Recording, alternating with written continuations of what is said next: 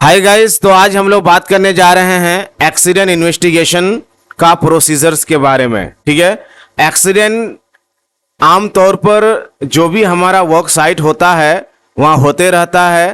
ठीक है, अगर वहाँ अनसेफ एक्ट और अनसेफ कंडीशन को ना रोका जाए, इसलिए ज़रूरी होता है कि हम अपने कार्य क्षेत्र पे अनसेफ एक्ट और अनसेफ कंडीशन को क्या करें, हम कंट्रोल करें और उसको रोकें।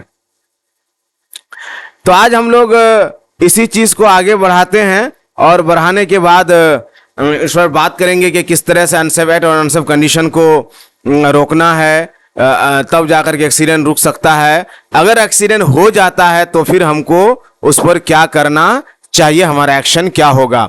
चलिए, जस्ट हम आपको एक छोटा सा फिगर के जरिए से एक छोटा सा आपको हम कॉन्सेप्ट क्लियर करने की कोशिश किए हैं। ठीक है, आई होप कि ये आपका कॉन्सेप्ट क्लियर हो जाएगा। ठीक है, तो आप यहाँ जरा देखिए, ये एक रस्टेड जो है ना स्लिंग है जिससे सामान को उठाया जा रहा है। तो ऐसे रस्टेड और कमजोर और वीक स्लिंग से है ना लिफ्टिंग का काम करना अनसेफ कंडीशन होता है।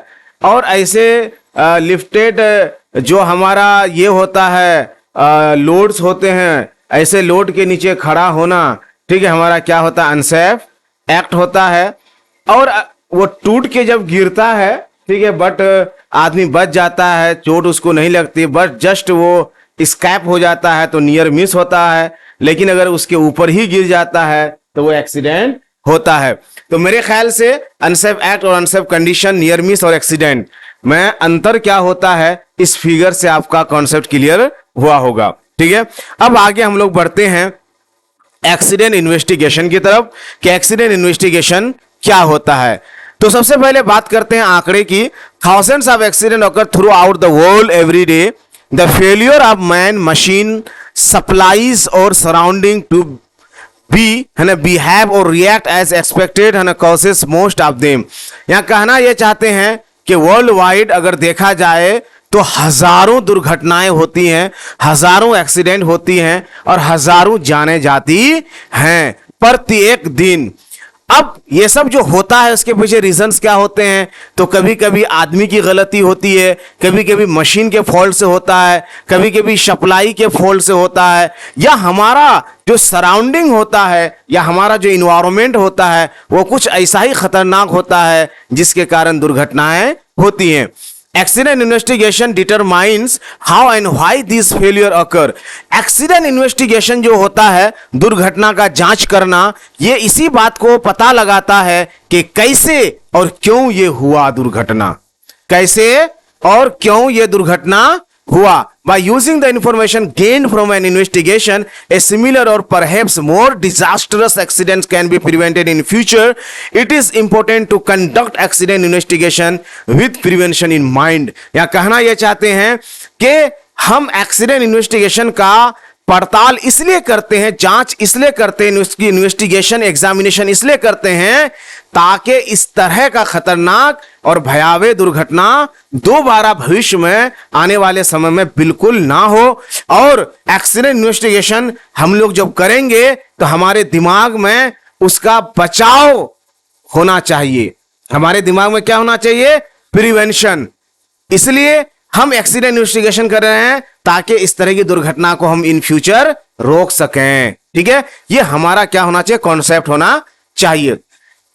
Accident occurs when hazards escape detection during the prevention measure such as JSA job safety analysis or PSA process safety analysis. When hazards are not obvious or है ना as the result of combination of circumstances that were difficult to foresee. यह कहना चाहते हैं कि दुर्घटना आखिर हो क्यों जाती हैं, तो बताते हैं कि दुर्घटना इसलिए हो जाती हैं या एक्सीडेंट इसलिए हो जाती हैं कि हम लोग उस है ना हैजर्ड को पकड़ नहीं पाते हैं, देख नहीं पाते हैं, समझ रहे हैं, जेएसए के थ्रू या पीएसए के थ्रू, है ना, या वो हैजर्ड उतना ऑब्वियस नहीं होता है, उतना वो स्पष्ट नहीं होता है, जिसके कारण वो क्या होता है, हाइड होके रह जाता है और वो बाद में दुर्घटना का कारण बन जाता है। ठीक है, आगे है कि थ्रू एक्सीडेंट इन्वेस्टिगेशन में identify previously overlooked physical, environmental, administrative और प्रोसेस हैजर्ड्स।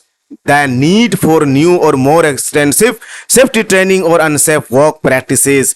यहां कहना यह चाहते हैं कि हम लोग जो एक्सीडेंट इन्वेस्टिगेशन करते हैं उसके माध्यम से इसी चीज का पता लगाते हैं कि बीते समय में हमने कौन से खतरों को, है ना, अनदेखा कर दिया। ओवरलूट का मतलब होता है अनदेखा करना, कि कोई ऐसा खतरा था जिसे मैंने अनदेखा किया होगा, या हमारी नजर से वो बच गई, हमारी नजर में वो आ नहीं पाई, ठीक है, हम उसको देख नहीं पाए। वो कई रूप में हैजर्ड हो सकते हैं, फिजिकल भी हो सकते हैं, एनवायरमेंटल हो सकते हैं, एडमिनिस्ट्रेटिव हो सकते हैं, या प्रोसेस हो सकते हैं, ठीक है।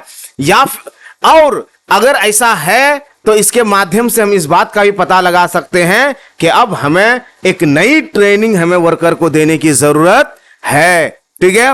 और नई ट्रेनिंग के साथ साथ क्या वर्कर लोग अनसेफ प्रैक्टिस कर रहे थे जिसके कारण यह दुर्घटना हुई, या वर्कर लोगों को उतना ट्रेनिंग नहीं मिला है इसलिए यह दुर्घटना हुई, ये सारी बातों का स्पष्ट किया जा सकता है, ठीक है।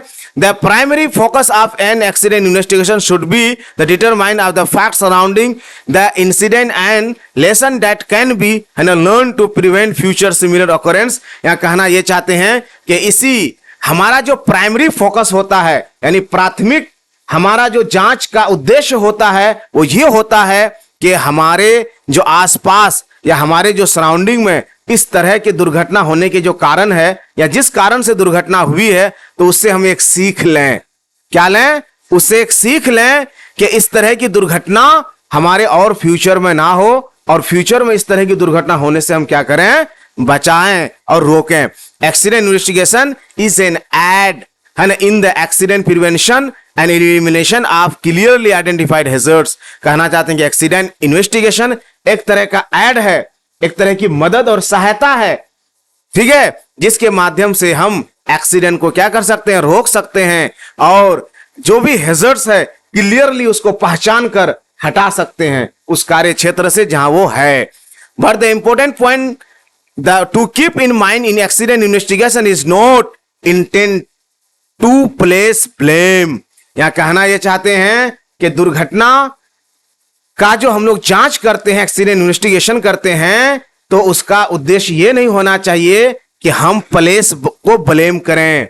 प्लेस यानी जगह को दोषी ठहरा दें, नहीं, यहां जगह ही ऐसा गड़बड़ था, वर्क साइट ही ऐसा गड़बड़ था, या हम वर्कर को ब्लेम ना करें। वर्कर को ब्लेम करने का मतलब यानी वर्कर को ही दोषी ना ठहरा दें कि नहीं, ये गलती वर्कर की ही है और वर्कर ही के चलते ऐसा हुआ है।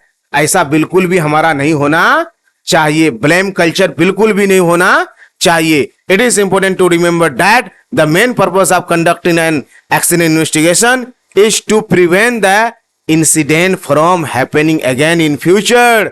यहां साफ साफ कहा है, यह एक तरह से डेफिनेशन है एक्सीडेंट इन्वेस्टिगेशन का, कि इसका पर्पस, उद्देश्य यह होता है कि इस जांच के जरिए से हम उन सारे कारणों का पता लगाएं जिससे दुर्घटना हुई है, और इस तरह की दुर्घटना फिर इन फ्यूचर ना हो, है ना, उसका रोकथाम हम करें। ओके, अब यहां जैसे कि फिर आपको एक दिखाया गया है कि ये सामान को देखिए इस तरह से क्या कर रहा है, गाड़ी में लेके जा रहा है फोर्क लिफ्ट में बिना बांधे हुए और एक पर, है ना, टांगे हुए, ठीक है। ये अनसेफ कंडीशन है, और ऐसे सस्पेंडेड लोड के नीचे खड़ा होना अनसेफ एक्ट है, और वो सामान गिरा बट बंदा बच गया, है ना, बाल, तो ये नियर मिस है। यहां देखिए, जैसे देखिए ये पैर के माध्यम से कोई चीज ठेल के लेके जा रहा है बंदा, ठीक है, तो ये क्या है? आपका अनसेफ एक्ट है, और ये क्या होल है, और ये ढक्कन खोल के छोड़ दिया गया है, तो ये अनसेफ कंडीशन है, ठीक है।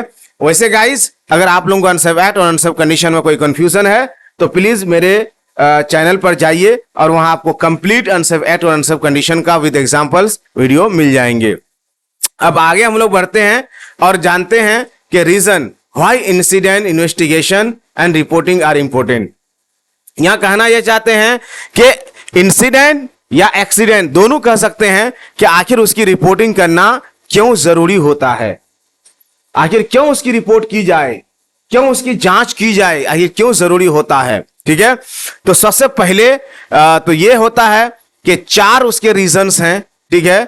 4 रीजंस में देखिए, पहला कि हैजर्ड्स टू बी आइडेंटिफाइड, ताकि उस खतरे को हम चिन्हित कर सकें के कारण ये दुर्घटना हुई है। ठीक है, दूसरा ये है कि इन्फोर्स द सेफ्टी कल्चर, और हम जो सेफ्टी वहां लोग नहीं मान रहे हैं, पालन कर रहे हैं, ताकि उसको हम लागू कर सकें और दबाव बना सकें कि आप लोग सेफ्टी को पालन कीजिए। तो ये हो गया enforce the safety culture. Safety culture का मतलब वहां सेफ्टी के साथ सबको काम करना है और इस पर हम दबाव बना सकें। तीसरा, reduce the frequency of incidents and accident, और बार बार जो दुर्घटनाएं हो रही हैं, ऐसे बारंबार दुर्घटना होने से हम क्या कर सकेंगे, रोक सकेंगे, उसको घटा सकेंगे, कम कर सकेंगे। चौथा रीजन होता है प्रमोट इंसिडेंट रिपोर्टिंग और ह्यूज कॉस्ट सेविंग्स, और बताते हैं अगर किसी भी एक्सीडेंट और इंसिडेंट का अगर हम रिपोर्टिंग करते हैं तो इससे हमारा बहुत बड़ा कॉस्ट क्या होगा, बचेगा, बहुत बड़ा नुकसान होने से क्या होगा, बचेगा। ठीक है, वो ऐसे कि अगर बार बार दुर्घटनाएं होंगी तो आप लीगली, फाइनेंशियली और मोरली क्या होंगे, अफेक्टेड होंगे। आपको मोरल लॉस होगा, लीगल लॉस होगा और फाइनेंशियल लॉस होगा। ये तीनों क्या होता है, इस पर भी वीडियो ऑलरेडी बन चुका है। तो ये 4 कारण होते हैं जिसकी वजह से हमें एक्सीडेंट का इन्वेस्टिगेशन करके रिपोर्टिंग करना क्या होता है, इंपॉर्टेंट होता है। अब आगे हम लोग बढ़ते हैं स्टेप्स फॉर इन्वेस्टिगेशन। इन्वेस्टिगेशन जो करेंगे उसके कुछ स्टेप्स होते हैं, कुछ स्टेप्स को देखते हैं। An accident is unintended happening और mishap which may harm people, damage to property and environment. एक तरह से सबसे पहले एक एक्सीडेंट का डिफिनेशन यहां दिया जा रहा है कि एक्सीडेंट क्या होता है। बताइए कि एक्सीडेंट एक ऐसी घटना, दुर्घटना जिसका इरादा हम नहीं करते हैं, जिसका हम इरादा नहीं करते हैं, जिसकी चाहत हम नहीं करते हैं, और उसका परिणाम स्वरूप क्या होता है, या तो इंसान को घायल होता है, इंसान को हार्म पहुंचता है, या प्रॉपर्टी डैमेज होती है, या हमारा एनवायरनमेंट डैमेज होता है। फिर बता रहे हैं कि near miss can be defined as incident which does not result in any injury, death और एनी अदर लॉस। और बताते हैं कि जो नियर मिस होता है, तो नियर मिस में एक्चुअली ऐसा नहीं होता है, बल्कि वहां किसी तरह की इंजुरी नहीं होती है, या किसी तरह का डेथ नहीं होता है, या किसी तरह का और दूसरे लॉसेस हमारे नहीं होते हैं। तो ये फर्क है, उसमें हो जाते हैं और इसमें होने से क्या होते हैं, बच जाते हैं। आगे बढ़ेंगे। But the near miss is to be treated with the same seriousness as for an accident, tomorrow the same may result in an accident. और बताते हैं कि इंसिडेंट को भी उतनी ही गंभीरता से हमें लेना चाहिए जितनी गंभीरता से हम किसी दुर्घटना या एक्सीडेंट को लेते हैं, ताकि दोबारा इस तरह की इंसिडेंट कल ना हो। और हो सकता है कि आज इंसिडेंट हुआ है और कल एक्सीडेंट ना हो जाए। अंडरस्टैंड? ठीक।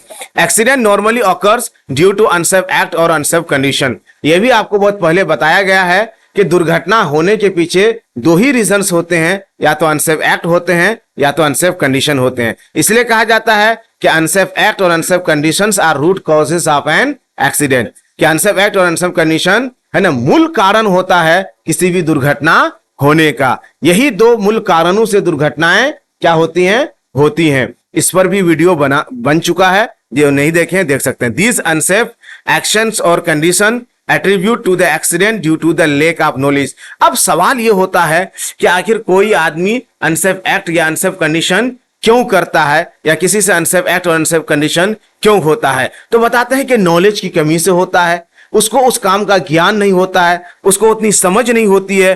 ठीक है, या कारण ये हो सकता है केयरलेस एटीट्यूड, यानी उसका नजरिया ही लापरवाही वाला है, वो लापरवाह किस्म का आदमी है, समझे। वर्किंग विदाउट अथॉरिटी, या बगैर किसी अथॉरिटी के वो काम को शुरू करता है। ठीक है, बिना पूछे, बिना समझे, बिना अनुमति के काम शुरू कर देता है। ठीक है, और लेक ऑफ एबिलिटी, या उस काम को करने की क्षमता उसके अंदर नहीं है फिर भी वो कर रहा है। जैसे आप क्रेन ऑपरेटर नहीं है फिर भी आप क्रेन चला रहे हैं। ठीक है, आप सपोज ट्रक चालक नहीं है फिर भी आप ट्रक चलाने की कोशिश कर रहे हैं। ठीक है, आप बाइक चलाते हैं, कार चलाते हैं। इट मीन्स नॉट दैट कि आप 4 चक्का या ट्रक भी चला लेंगे, क्रेन भी चला लेंगे, आपको क्षमता नहीं है। या हो सकता है कि उस काम की ताकत ही आपके अंदर नहीं है, you are not able to do this work, आप उस काम को करने के लायक नहीं है। ठीक है, तो ये सब पुअर टूल्स एंड इक्विपमेंट, जो इक्विपमेंट होते हैं, जो टूल्स होते हैं वो खराब होते हैं, ठीक है, वो सही नहीं होते हैं, ठीक है। तो टेकिंग शॉर्टकट और हॉर्स प्ले, टेकिंग शॉर्टकट का मतलब होता है जैसे आप लोग अक्सर देखते हैं रेलवे ट्रैक में क्या करते हैं, एक प्लेटफॉर्म से लोग दूसरे प्लेटफॉर्म पर जाने के लिए ट्रैक को फांद के चले जाते हैं, रेलवे लाइन को फांद के चले जाते हैं, ओवर ब्रिज का प्रयोग नहीं करते हैं, ये शॉर्टकट लेते हैं। और अक्सर आप देखे होंगे कि ऐसे करने में क्या होता है, कभी कभी लोगों की जानें भी चली जाती है। हॉर्स प्ले या उधम मचाते हैं, ठीक है, कार्य को शांतिपूर्वक और पीसफुली नहीं करते, उधम मचाते हैं, ठीक है, बदमाशी करते हैं, तो इससे भी दुर्घटनाएं हो जाती हैं। तो ये सब रीजंस होते हैं, है ना, दुर्घटना होने का। ऑलरेडी आप ये सब जानते भी हैं, बट क्योंकि यहां इसका पार्ट है इसलिए आपको बताया जा रहा है। Use the following steps while conducting an accident investigation. जब हम एक्सीडेंट इन्वेस्टिगेशन करेंगे तो उसके कुछ स्टेप्स होते हैं, यही स्टेप्स आपके लिए बहुत ही इंपॉर्टेंट है, ये स्टेप्स आपको याद रखना है। सबसे पहला स्टेप्स बताते हैं, define the problem what happened. सबसे पहले जब आप इन्वेस्टिगेशन करने जाएंगे तो सबसे पहला काम आपका यह होगा कि प्रॉब्लम को डिफाइन कीजिए कि व्हाट हैपेंड, क्या हुआ, ठीक है। Establish norm what should have happened, या अगर आपको नहीं पता चला, स्पष्ट नहीं हो रहा है तो क्या हुआ होगा, है ना, आप उसको, है ना, तय करने की कोशिश कीजिए, ठीक है। सपोज दैट अगर एक आदमी बाइक के साथ रोड पर पड़ा हुआ मिला, है ना, बुरी तरह से वो घायल मिला, ठीक है, वो बंदा खुद भी बेहोश है, पता नहीं चल रहा है, तो आप अंदाजा लगा सकते हैं कि व्हाट शुड हैव हैपेंड, क्या हुआ होगा। यही हुआ होगा कि कोई गाड़ी हिट एंड रन का केस वो बनेगा, यानी कोई मारा और वो भाग गया, या हो सकता है ये गलत ढंग से गाड़ी चला रहा होगा, किसी गाड़ी से टकराया होगा और वो एक्सीडेंट करके उसको भाग गया, ठीक है। ये सेकेंड पॉइंट में इसके माध्यम से हम ऐसा कर सकते हैं। तीसरा है identify local and describe the change what where when to what extent. ये बताइए कि क्या हुआ, है ना, कहां हुआ, कब हुआ, कहां तक हुआ, ठीक है, ये सब कुछ आपको क्या करना है, रिपोर्ट में तय करना। Specify what was and what was not affected, क्या क्या इससे प्रभावित हुआ और क्या क्या प्रभावित नहीं हुआ। दुर्घटनाएं होती हैं तो प्रॉपर्टी डैमेज होता है, पर्सनल इंजुरी होती है, एनवायरमेंट कभी कभी हमारा डैमेज होता है, और उसमें फिर पर्सनल इंजुरी हुई तो क्या क्या इंजुरी हुई, हाथ टूटा, पैर टूटा, मान के चलिए अगर प्रॉपर्टी डैमेज हुई तो क्या क्या डैमेज हुई, ये सारी चीजें अच्छे से आपको क्या करना है, डिस्क्राइब करना है, ठीक है।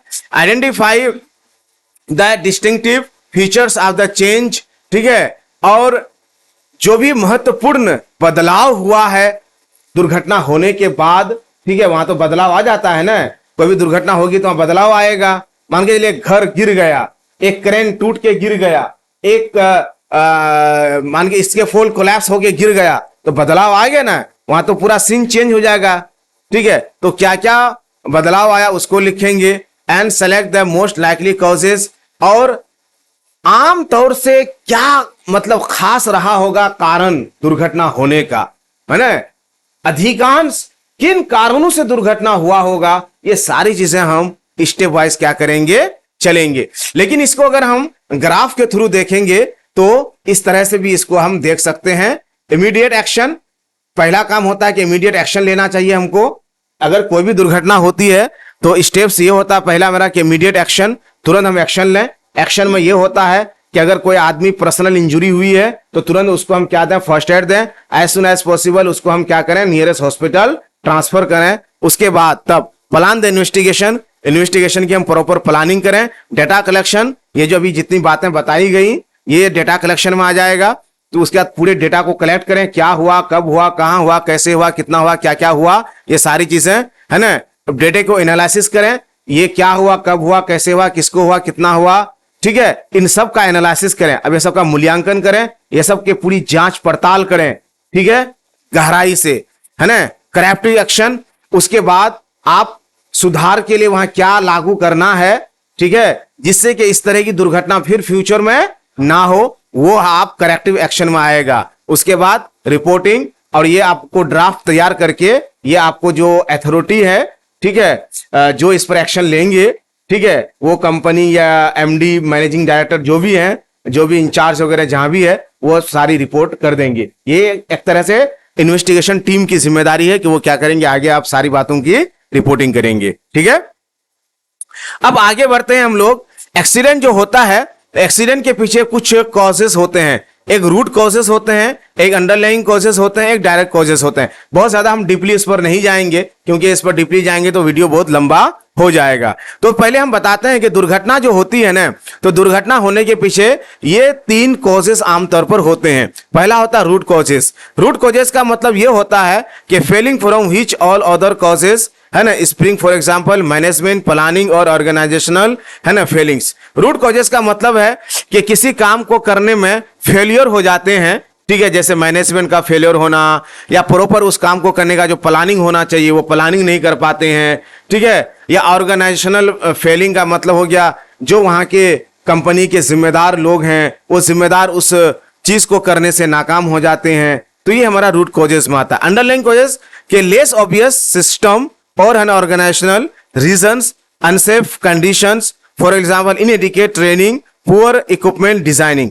अंडरलाइंग कॉजेस क्या होता है, उतना स्पष्ट नहीं होता है, उतना पता नहीं चलेगा आपको कि सच में ये दुर्घटना का कारण है। जैसे ट्रेनिंग का, है ना, प्रॉपर ट्रेनिंग ना देना वर्कर को, तो बताइए ट्रेनिंग दिया है या नहीं दिया है, इतना स्पष्ट होगा आपको? अब आसानी से उसको पता लगाएंगे? नहीं लगाएंगे।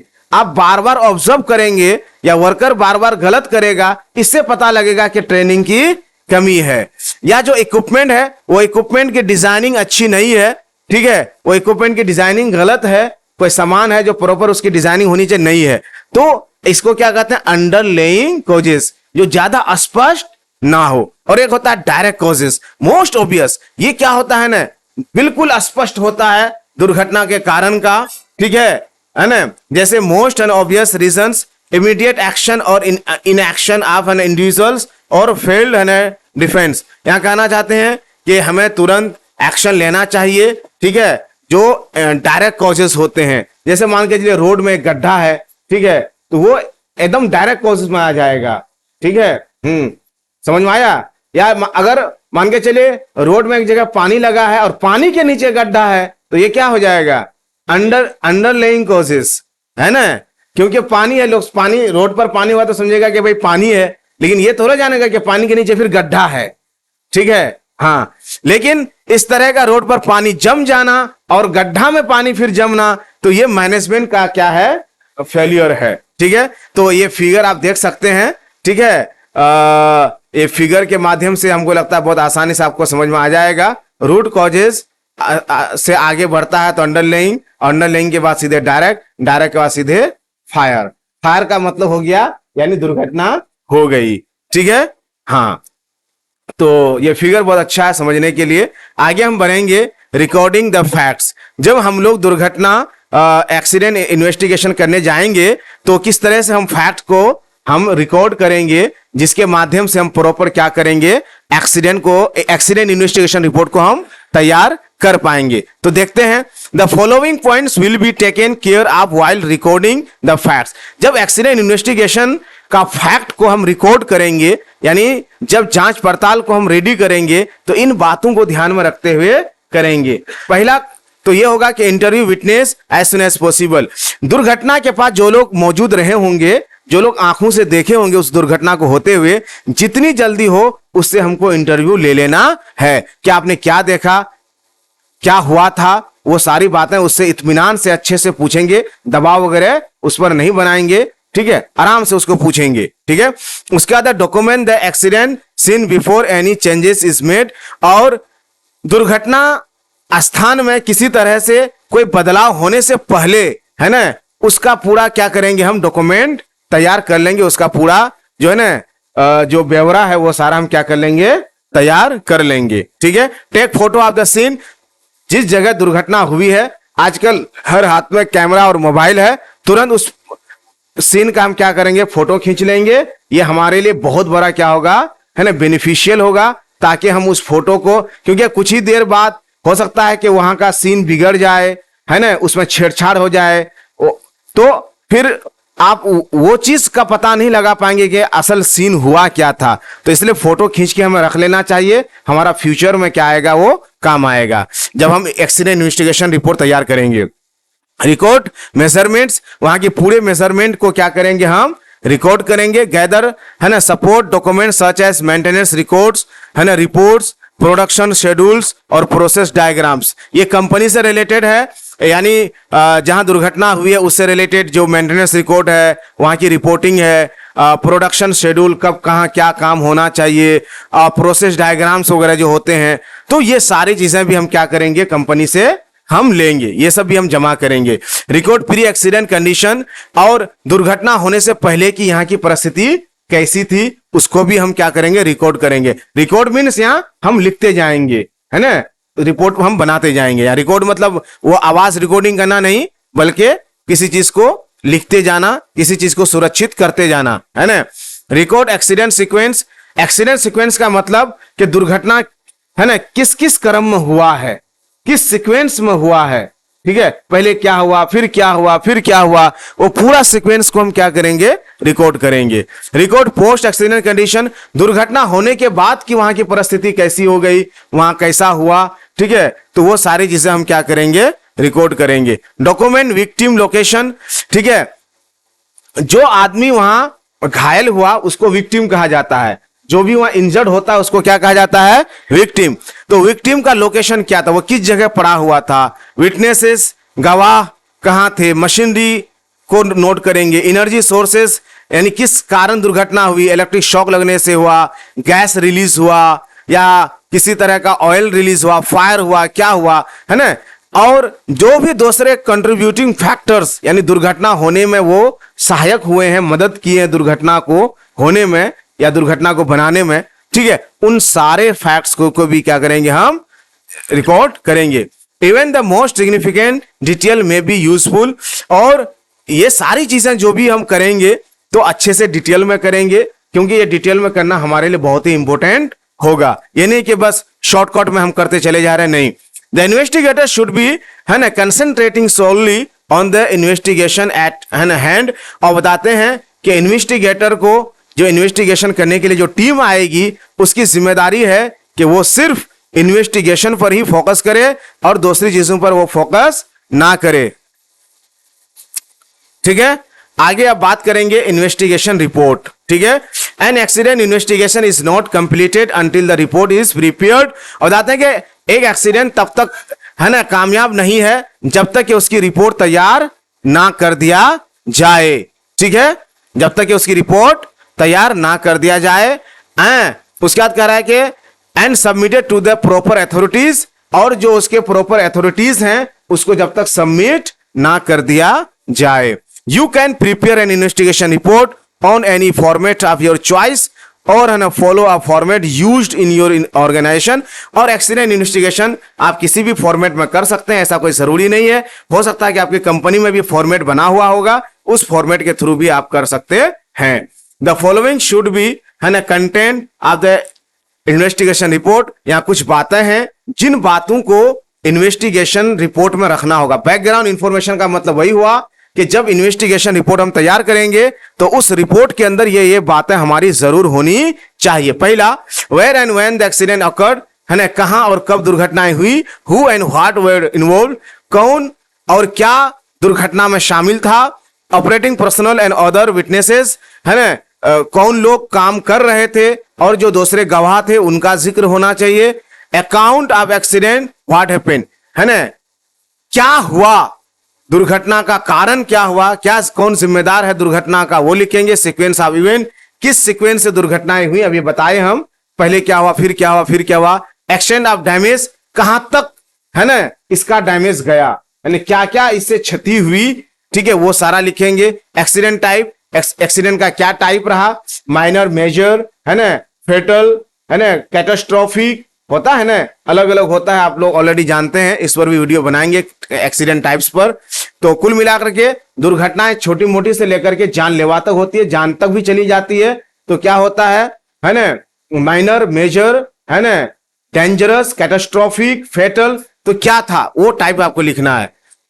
एजेंसी और सोर्स ऑफ एनर्जी और है ना हैजार्डस मटेरियल, किस सोर्स से या किसके माध्यम से ये दुर्घटना हुई। सपोज गैस रिलीज हुआ, ठीक है, और उसमें आग लगी और ब्लास्ट हो गया, तो ये क्या हुआ, हैजार्डस मटेरियल हुआ, जो एनर्जी सोर्स हुआ, है ना। उसके बाद होगा discussion analysis of the accident, how why, है ना। डायरेक्ट कॉजेस क्या क्या थे उस पर हम बात करेंगे, इनडायरेक्ट कॉजेस क्या क्या थे, अनसेफ कंडीशन उस पर बात करेंगे, है ना। बेसिक कॉजेस जैसे मैनेजमेंट पॉलिसीज, पर्सनल और इन्वायरमेंट फैक्टर्स, ये सब को लेकर के रिकमेंडेशन, प्रिवेंशन, है ना, फॉर इमीडिएट एंड लॉन्ग, है ना, रेंज एक्शन और टू रिमेडी, इस पर यह बात होगी कि भाई कौन एक्शन कब तक लिया जाए, कौन तुरंत एक्शन ले लिया जाए, कुछ कौन ऐसा एक्शन थोड़ा सा लेट से लिया जाए, उस पर बात होगी।